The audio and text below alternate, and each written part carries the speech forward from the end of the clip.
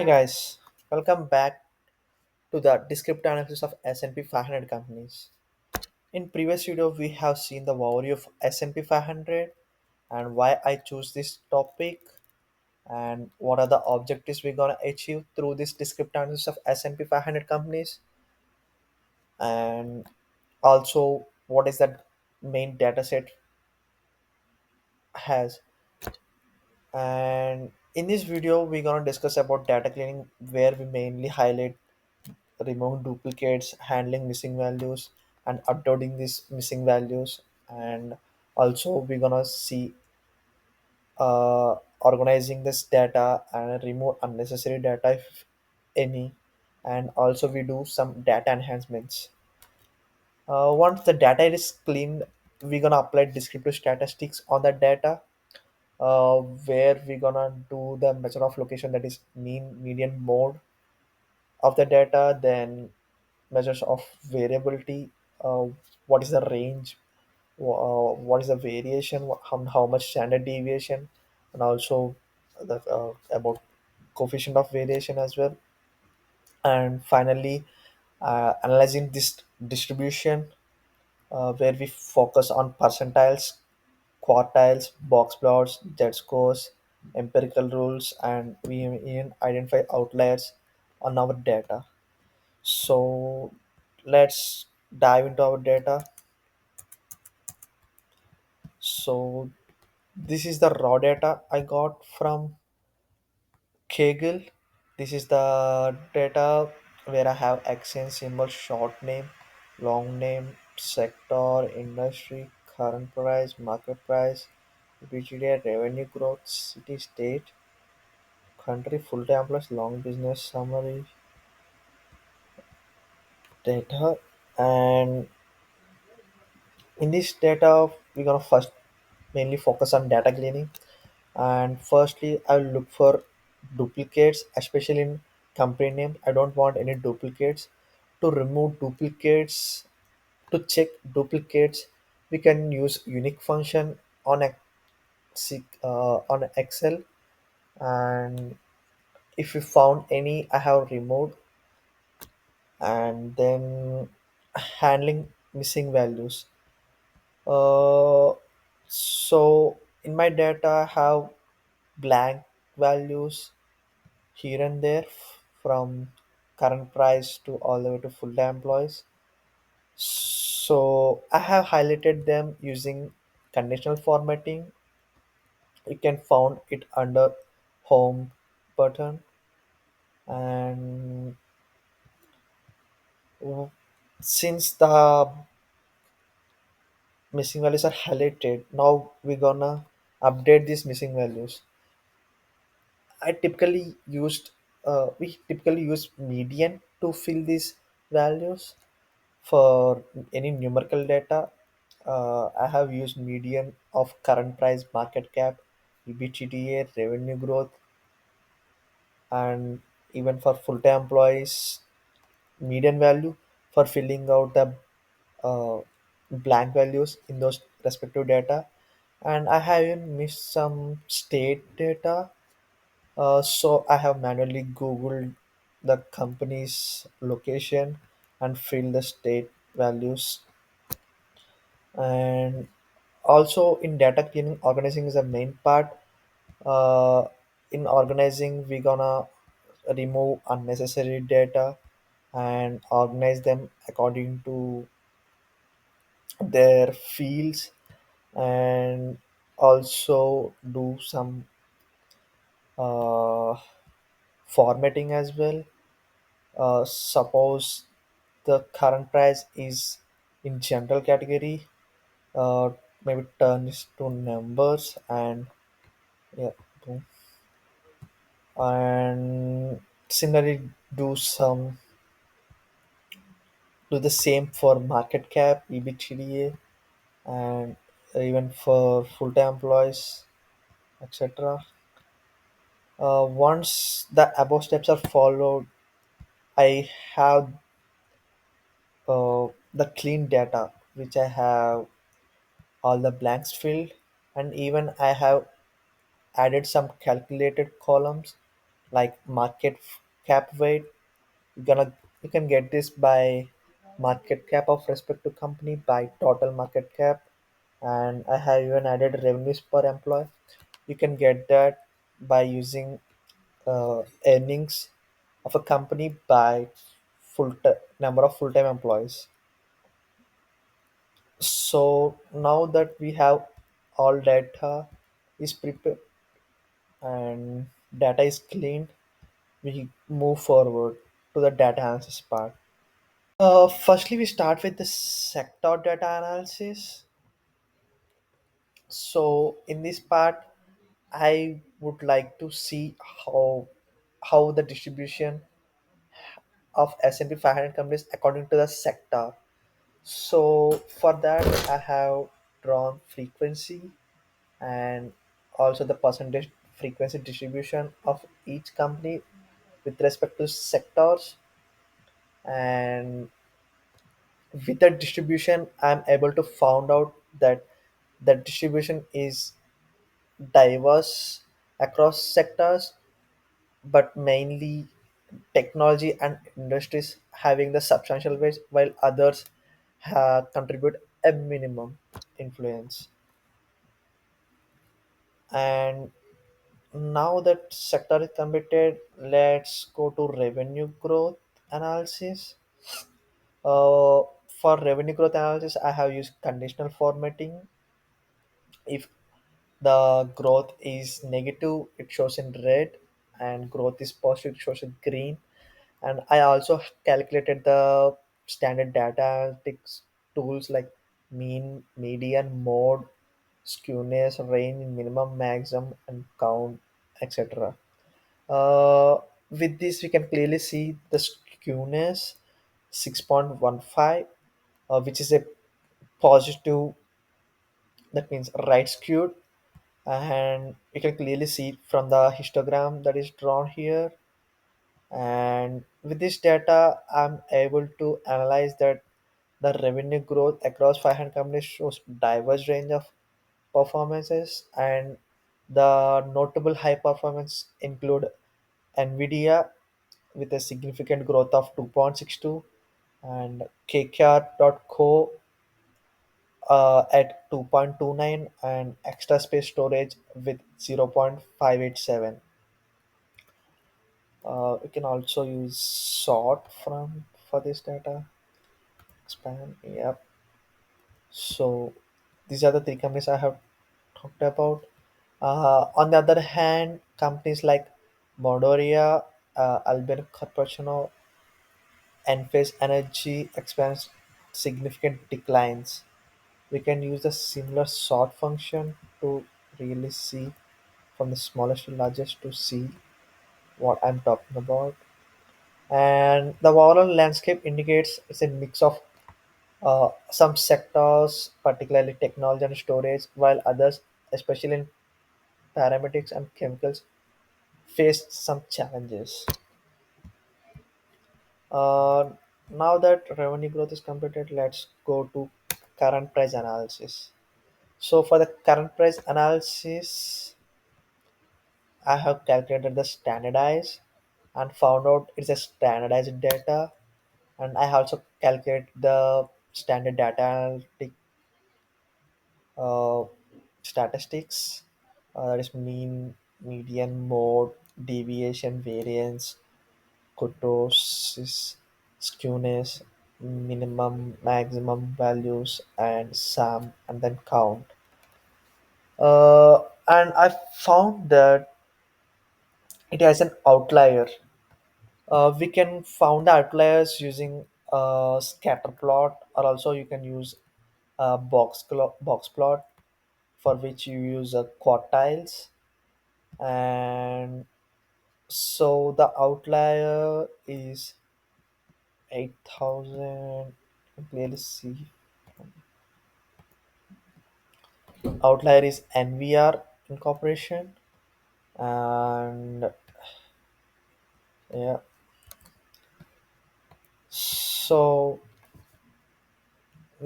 from this current price analysis, I am able to find out the top performances are obviously the out.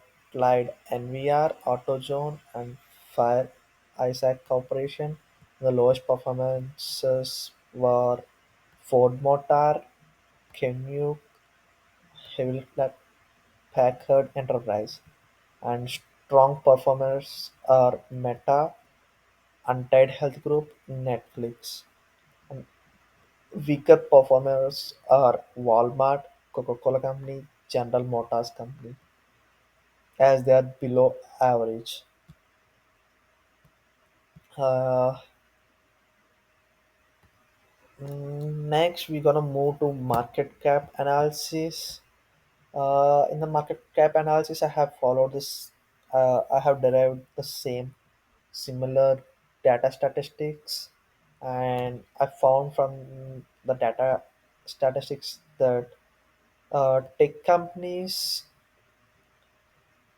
are dominated in the market capitalization, with Apple having approximately $3.44 trillion and Microsoft 3.25 trillion and Nvidia at $2.9 trillion, and also other notable tech giants like Alphabet and Amazon with market caps above $1.9 trillion. And beyond technologies, this list also has various sectors like in healthcare, Eli Lilly Company, and in financial services, example Berkshire Hathaway, and for consumer goods, Procter and Gamble, and in energy, ExxonMobil Corporation. While the largest company boasts market caps in trillions, many others, including Walt Disney, McDonald's, have market caps in hundreds of billions. The smallest companies listed here are Catalent Incorporation, uh, have market cap just above $10 billion. Uh, Now we move to analysis of earnings before interest, taxes, demonetization, amortization, and I have followed the same basic statistics. And from this analysis, I'm able to find out that Apple has the highest EBITDA with around 129.6 billion dollars, and Microsoft is the second with $126 billion, and also other major companies like Amazon, Alphabet, Meta also have significant values. The dataset also includes industries such as technologies like Nvidia, and has finance companies like JP Morgan, and consumer good companies like Coca-Cola, and healthcare companies like Johnson Johnson. Uh, s- for the EBITDA, some companies have relatively low values. For example, CrowdStrike Holding and Albert Corporation with a negative EBITDA. To quickly see those values, the negative ones, can sort them out and found them. Uh, yeah. So for the full-time employee analysis, uh, with the analysis, I'm able to find out the top employees by full-time employees. Walmart, Amazon is the second, and other notable ones are United Health Group having around 440,000 employees, Home Depot 465,000, Accenture 750,000 employees, Margaret International 411,000. And notable employees are Apple 150,000, Microsoft Corporation 221,000, Alphabet 180,000, Meta with 69,000. And companies with smallest number of employees are Prolongis and VICI with 2,028 persons full-time employees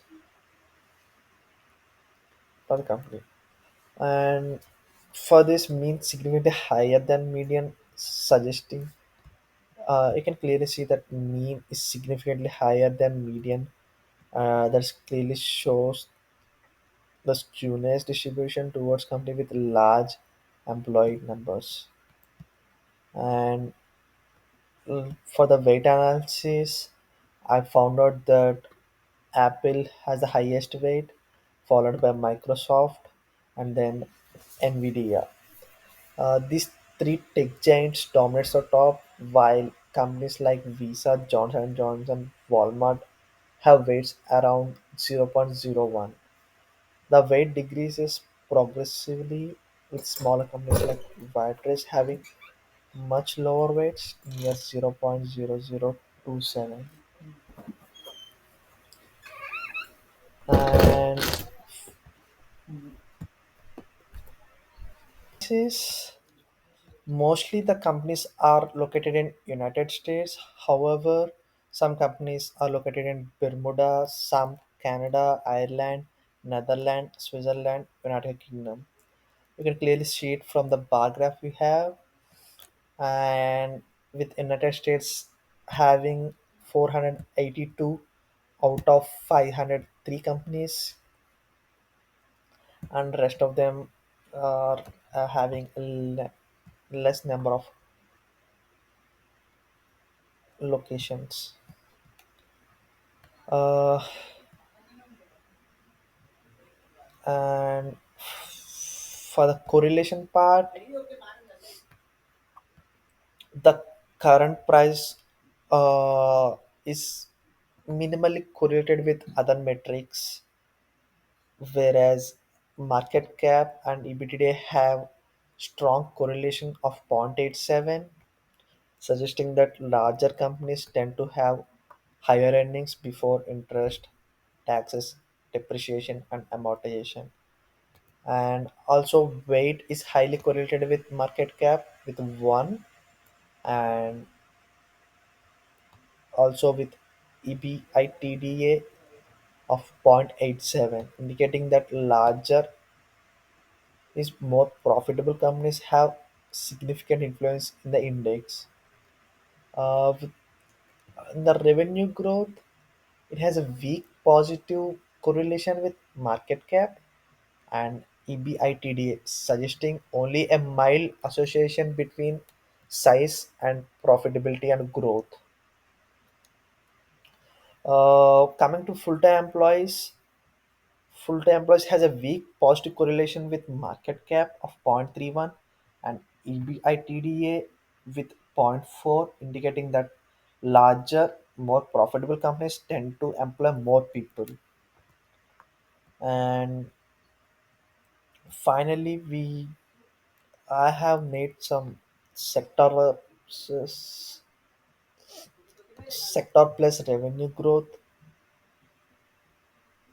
analysis, in which we calculate revenue growth with a group buying of sectors. From this analysis, you can see that revenue growth of basic materials is negative, and the highest one is financial services right here. So from this data, it summarizes that the revenue growth across various sectors like financial services and technologies have strong performances in this area, whereas industries, consumer clinical, real estate has a noticeable positive growth, and utilities, basic materials experienced decline in revenues. Uh, Similarly, I have made analysis for sector plus market cap. Uh, I can clearly see that technology dominates in this area of market cap. Uh, Technology leads significantly market cap of 15.62 trillion dollars, whereas communication follows with 7.1 and consumer clinic comes at 5.16. Healthcare and financial services also have substantial market caps. Uh, Industries and consumer defense are notable but less dominant. Energy, real estate, and utilities have the smallest market caps among the sectors that are listed on S&P 500. So that's all about the analytic part of S&P 500 companies that we do on Excel. In next video, we're gonna see the visualizations on we use Tableau or Power BI for that. So yeah, that's it for the video, guys. Thank you for watching. Bye bye now.